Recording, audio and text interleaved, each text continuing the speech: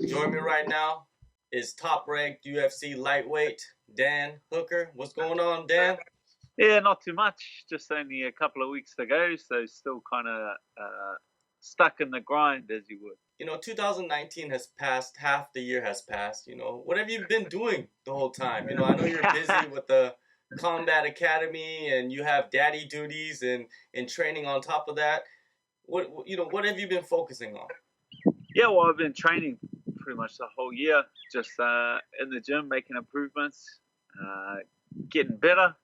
But yeah, like as you say, I like to stay busy with things and just building my gym, and yeah, always improving. Even with the training going on, did you kind of step away from, you know, the fight game, a little bit, and kind of regroup by focusing on all these other things? Yeah, no, I did. So that's the longest amount of time off I've had my entire career, and that's the longest time away from fights, the longest time away from training. So it was I feel like I've just kind of hit the reset button. I feel like I'm starting fresh again. One thing I know that you've been working on is that scholarship program at your gym. How was it mentoring these fighters? I think it was the 1 year anniversary for that. Did it just concluded? Yeah, so we just had the 1 year anniversary party for my gym. So since my gym's been open, we've been open 12 months. But no, those boys are doing good. Aaron Toll, one of my boys, he's fighting professional now, and he's got his second pro fight on an XFC card in Australia. So yeah, it's just like I'm glad I could help and give these guys some guidance. Now let's talk about your fight career. You're coming off a tough loss to Barbosa last November. Were there any major injuries coming out of that fight? Nah, just a couple bumps and bruises, but nothing serious. Now, those bumps and bruises, how long did it take you to kind of like sit on the couch and let everything heal and until you got back into, training? I can't even really remember. I think from memory, I started moving around pretty quick. Like it was only a couple of weeks, and I was, jumping around at my own gym and back to teaching my fighters and back into chuck my coach's hat back on. But pretty soon after, like 3 or 4 weeks, I was back into training. Yeah, it seems like a lot of guys, like yourself, you guys will go through a tough fight and then recover pretty quickly. The damage doesn't last very long. You guys are like Wolverine or something. Yeah. There's a bit of Saiyan blood or Wolverine blood flowing through there. So I'll piece it back together pretty quick. Now, in that fight, there was a little bit of controversy with that fight, a little bit about your corner. They should have thrown in the towel and all this, nonsense was going on afterwards. What were your thoughts on that whole situation with all these people coming out and saying these things? I don't really take too much notice of it, to be honest. Like, after fights like that, I feel like you're not to me as a fighter, like, they pay me my money to fight. They pay me my money to go out there and put on a show. They don't. And the people that really support me, they didn't ask me for an explanation because at the end of the day, it is what it is. Like it was what it was. So there are two people I gave an explanation to in the entire world, and that's my mother and my wife. And so besides that, I don't feel like anyone else is entitled to a genuine explanation. And the people that are close enough to know me know that it's just water off a duck's back. Like that by far is my first ass whooping, and I can guarantee it's not going to be the last one. So if this is the sport you want to do, this is what you want to choose. You can't go out there and be pretty happy with dishing it out if you can't take it. Yeah.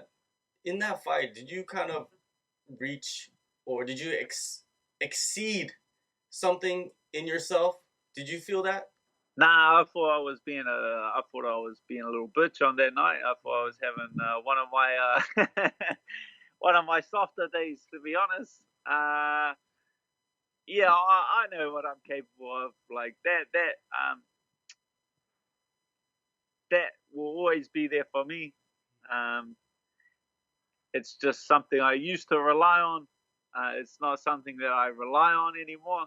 But I know that will always be in. All right, well, you got another big fight coming up, James Vick, UFC San Antonio. It almost seems like even though you're coming off a loss, you still can't get a fight. It took you a little bit, I believe. Did it take you a little while to get a fight? Yeah, well, it's just the way the UFC works. They plan these things out pretty far in advance. So for the guys that are a bit further up there and the guys that are on some decent money, they plan them out months and months in advance. If I knew a guy or a guy who's just starting out in the UFC and he's not like on big money, then they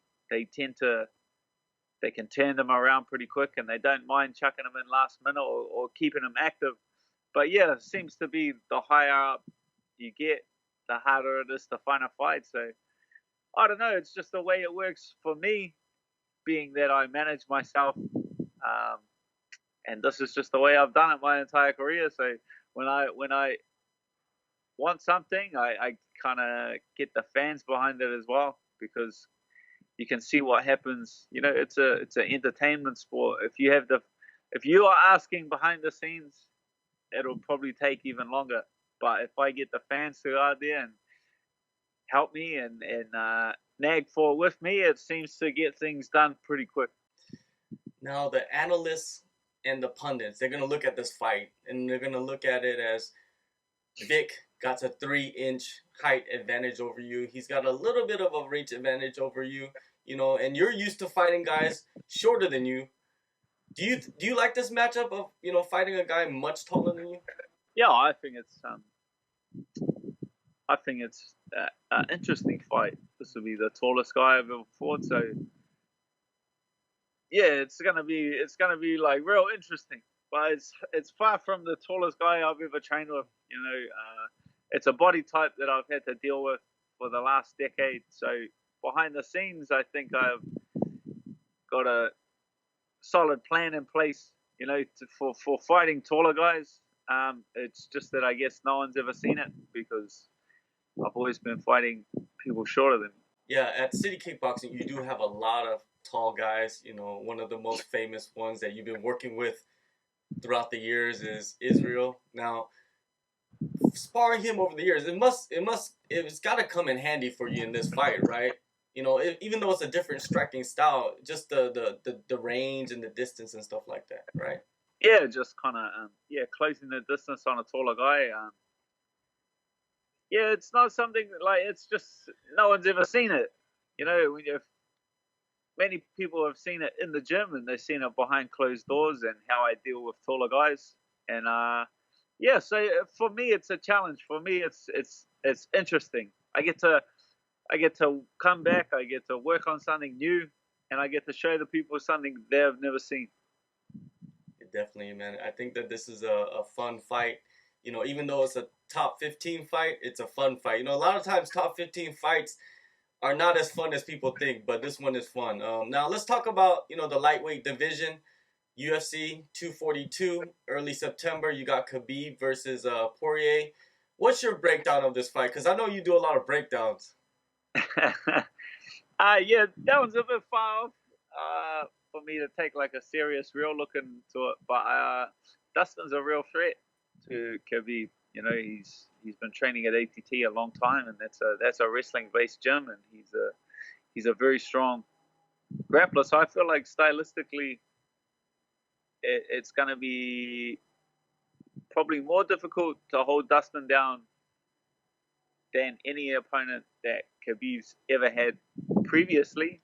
And as we know, like Dustin only gets more dangerous as the fight goes on, and so yeah, I feel like his ability to scramble back to his feet or even start stuffing takedowns and just the cardio he kind of brings to the table and the non-stop power, non-stop boxing. Yeah, I'm kind of leaning towards Dustin in the later rounds.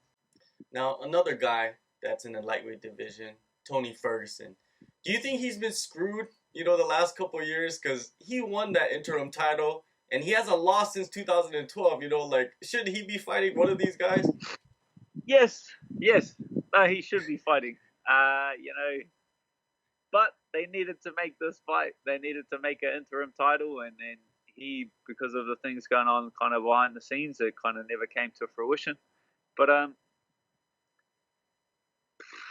it's just the way it goes, man. Like, it's just the way it goes. Like, some people kind of fall into title shots. Like, Ella kind of fell over and landed in a title shot. And then, guys on 12-fight win streaks, and they're still yet without a title shot. So it's just a funny game. It's a funny business. And just the stars haven't aligned for him. Now your gym, your team, City Kickboxing, there's so many fighters out there. Like, I've been covering your team for a long time. But there's a lot of guys people don't know around the world that are beasts, that are monsters, that have been killing it in Australia and in New Zealand. Could you give us some of the names? Give them some shine. Some of the guys coming through. So I feel like there's a few guys that people need to keep their eye on. Like Brad Riddell, and his transition to MMA is going to be pretty dangerous. He's one of the best kickboxers in the world as well. He's an explosive guy, and he's not far off, I don't think, the UFC level. Another one, there's a light heavyweight coming through, Carlos Ulberg, and he's one of the only other guys, same with Israel, to win the King of the Ring 8-man at 2 different weight divisions. So he's got 2 King of the Ring titles, and he's undefeated in the MMA.